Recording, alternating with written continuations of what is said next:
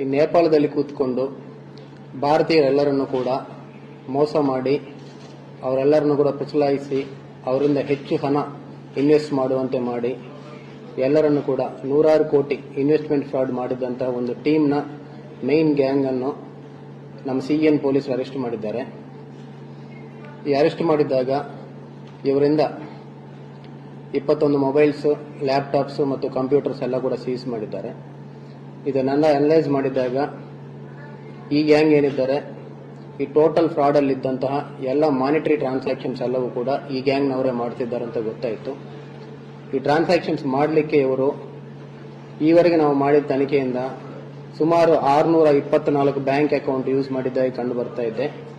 ಈ 624 bank accounts ಮೇಲೆ ಕೂಡ ನಮ್ಮ NCRP ಪೋರ್ಟಲ್ ಅಲ್ಲಿ 4800ಗಿಂತ ಹೆಚ್ಚು ಕೇಸಸ್ ಈಗಾಗಲೇ ರಿಪೋರ್ಟ್ ಆಗಿದ್ದಾವೆ. ನಮ್ಮ CN ಪೊಲೀಸ್ ಠಾಣೆಗೆ ಪ್ರಕರಣ ಸಂಬಂಧಪಟ್ಟಂತೆ 1,38,00,000 ಫ್ರಾಡ್ ಆಗಿತ್ತು. ಈ ಕೇಸ್ ತನಿಖೆ ಮಾಡುತ್ತಿದ್ದಾಗ ಈ ಎಲ್ಲ ವಿಷಯಗಳು ಕೂಡ ಹೊರಗೆ ಬರ್ತವೆ, ಎಲ್ಲ ಟೀಮು ಅರೆಸ್ಟ್ ಆಗ್ತದೆ.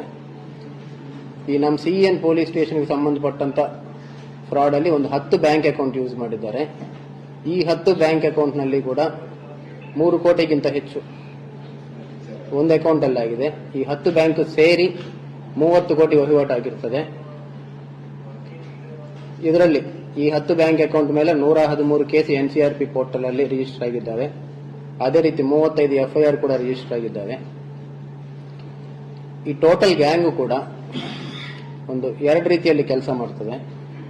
ಇದರಲ್ಲಿ ಒಂದು ಗ್ಯಾಂಗ್ ವಿಯೆಟ್ನಾಂ, ಕಾಂಬೋಡಿಯಾ ಮುಂತಾದ ಸೌತ್ ಈಸ್ಟ್ ಏಷ್ಯನ್ ನೇಷನ್ ಅಲ್ಲಿ ಇದ್ದು ಅಲ್ಲಿಂದ ಇಲ್ಲಿದ್ದವರಿಗೆ ಫೋನ್ ಮೂಲಕ, ಇನ್ಸ್ಟಾಗ್ರಾಮ್, ಟೆಲಿಗ್ರಾಮ್ ಮೂಲಕ ಕಾಂಟ್ಯಾಕ್ಟ್ ಮಾಡಿ ಇವರನ್ನೆಲ್ಲರನ್ನು ಕೂಡ ಪುಸಲಾಯಿಸಿ ಇನ್ವೆಸ್ಟ್ಮೆಂಟ್ ಮಾಡುವಂತೆ ಮಾಡ್ತಾರೆ. ಅದೇ ರೀತಿ ಇನ್ನೊಂದು ಗ್ಯಾಂಗ್ ಈ ನೇಪಾಲ್, ದುಬೈ ಅಥವಾ ಬೇರೆ ಕಡೆ ಇದ್ದು ಅಲ್ಲಿದ್ದವರಿಗೆ ಹಣ ಟ್ರಾನ್ಸಾಕ್ಷನ್ ಮಾಡೋ ಹಾಗೆ ಅವರು ಹಣ ವಹಿವಾಟನ್ನು ನೋಡ್ಕೊಳ್ತಾ ಇರ್ತಾರೆ. ಸೊ ನಮ್ಮ ಸೆನ್ ಅವರು ಕೇಸ್ ಕರೆಕ್ಟ್ ಆಗಿ ಇನ್ವೆಸ್ಟಿಗೇಷನ್ ಮಾಡಿಕೊಂಡು ಫೈನಾನ್ಷಿಯಲ್ ಟ್ರಯಲ್ ಮಾಡಿಕೊಂಡು ಆರೋಪಿತರೆಲ್ಲರನ್ನು ಕೂಡ ಅರೆಸ್ಟ್ ಮಾಡಿದ್ದಾರೆ. ಇದರಲ್ಲಿ ಇನ್ನೊಂದು ನಾವು ನೋಡಬೇಕಾಗಿದ್ದೇನೆಂದ್ರೆ, ಒಂದು ಈ ಬ್ಯಾಂಕ್ ಅಕೌಂಟ್ಸ್ ಎಲ್ಲವೂ ಕೂಡ ಇಂಡಿಯನ್ ಬ್ಯಾಂಕ್ ಅಕೌಂಟ್ಸೇ ಇರ್ತವೆ. ಈ ಕಮಿಷನ್ಗಾಗಿ ಆಸೆ ಪಟ್ಟು ಈ ಭಾರತೀಯರು ಬಹಳಷ್ಟು ಜನ ಅವರ ಏಜೆಂಟ್ಸ್ ಅನ್ನು ಕಾಂಟ್ಯಾಕ್ಟ್ ಮಾಡಿ ಅವರಿಗೆ ಅಕೌಂಟ್ ಕೊಡಲಿಕ್ಕೆ ಇಲ್ಲಿಂದ ನೇಪಾಳ ಅಥವಾ ಬೇರೆ ದೇಶಕ್ಕೆ ಹೋಗಿ ಅಲ್ಲೇ ಇದ್ದು ಈ ಫ್ರಾಡ್ ಅಲ್ಲಿ ಭಾಗಿಯಾಗಿ ಕಮಿಷನ್ ತಗೊಂಡು ವಾಪಸ್ ಬಂದು ಅವರು ಕೂಡ ಪ್ರಕರಣದಲ್ಲಿ ಆರೋಪಿಯಾಗಿ ಅರೆಸ್ಟ್ ಆಗ್ತಾರೆ. ಅದೇ ರೀತಿಯಲ್ಲಿ ಇವರೆಲ್ಲರಿಗೆ ಪುಸಲಾಯಿತಿ ಮಾತನಾಡಿಸೋರು ಅವರು ಕೂಡ ಭಾರತೀಯರಿದ್ದಾರೆ.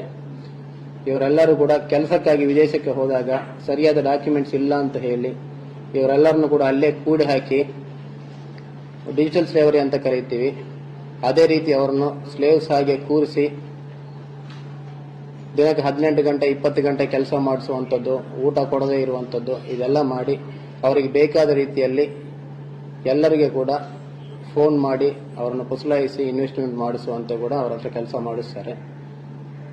ಈಗಾಗಲೇ ನಮ್ಮ ಮಂಗಳೂರು ಜಿಲ್ಲೆಯಲ್ಲಿ ಒಂದು 6 ಜನ ಆ ರೀತಿಯಲ್ಲಿ ಸಿಕ್ಕಾಕೊಂಡಿದ್ದಂತಹ ಈ ಡಿಜಿಟಲ್ ಸ್ಲೇವರಿಯಲ್ಲಿ ಸಿಕ್ಕಾಕೊಂಡಿದ್ದಂತಹ 6 ಜನರನ್ನು ಈಗಾಗಲೇ ಎಂಬಸಿ ಮೂಲಕ ರೆಸ್ಕ್ಯೂ ಮಾಡಲಾಗಿ ಅವರು ವಾಪಸ್ ಬಂದಿದ್ದಾರೆ. ಅವರ ಕಂಪ್ಲೇಂಟ್ ಮೇಲೆ ಕಂಕನಾಡಿ ಪೊಲೀಸ್ ಸ್ಟೇಷನ್ ಇನ್ನೊಂದು ಕೇಸ್ ಕೂಡ ಏಜೆಂಟ್ಸ್ ಮೇಲೆ ರಿಜಿಸ್ಟರ್ ಆಗಿದೆ. ಈ ಕಾರಣದಿಂದಾಗಿ ಈ ಅಕೌಂಟ್ಸ್ ಕೊಡುವವರು, ಇಲ್ಲಿಂದ ಫಾರಿನ್ ಕೆಲಸಕ್ಕೆ ಹೋಗುವಂಥವರು, ಅದೇ ರೀತಿಯಲ್ಲಿ ಇನ್ವೆಸ್ಟ್ಮೆಂಟ್ ಮಾಡಿ ಹೆಚ್ಚಿನ ಹಣ ಬಹಳ ಕಡಿಮೆ ಸಮಯದಲ್ಲಿ ಸಂಪಾದನೆ ಮಾಡಬೇಕಂತ ಹೇಳಿ ನೋಡ್ತಾ ಇರುವಂಥವರು ಕೂಡ ಎಲ್ಲರೂ ಜಾಗೃತಿಯಾಗಿರಬೇಕಂತ ಕೋರ್ತೀವಿ. Thank you.